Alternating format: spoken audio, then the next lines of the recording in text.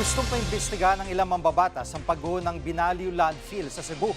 Reklamo naman ng ilang kaanak ng mga biktima, mabagal ang search and retrieval operations. Live mula sa Cebu City, nangunguna sa balita si News 5 Visayas correspondent Jan Aroa. Jan, una sa lahat, anong update sa paghahanap sa mga biktima? Jiggy, puspusan pa rin ang rescue at retrieval operations sa 28 pa kasi ang patuloy pa rin na pinaghahanap sa ngayon. Ayon kay Mr. Nestor Archival, may signs of life daw na nadedetect sa lugar gamit ang isang life detecting equipment. Kaya di pa rin na nawawala ng pag-asa ang mga kaanak na araw-araw na nag-aabang dito. So ngayon, Jiggy, walo na ang bilang ng mga nasawi. Nasa 18 naman ang sugatan at nagpapagaling ngayon sa ospital. May ilang kaanak naman na nagre-reklamo sa anila ay mabagal na pag-rescue sa mga biktima. Pero paliwanag ng alkalde, maingat ang ginagawa nilang operasyon lalo't posibleng bumigay ang mga debris. Pag nangyari raw, mas lalo daw mababaon at mahihirapan ang pag-retrieve sa mga biktima. Narito ang pahayag ni Mayor Archival. If we want to bring the structure up, certainly they will be in the middle. Sa makuan sila, mapiit sila.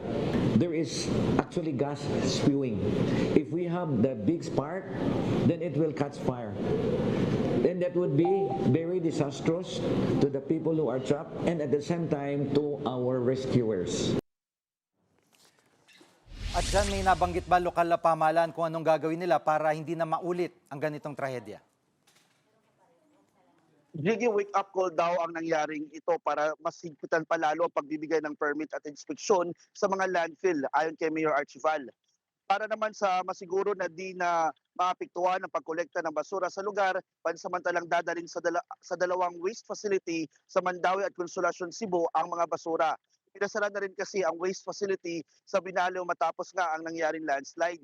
Samantala, Jiggy, gustong ipaimbestigahan ni Senator Amy Marcos ang nangyaring landslide dito sa Barangay Binaliw. Dapat daw na malaman na kung sumunod ba talaga ang landfill sa mga batas pangkalikasan.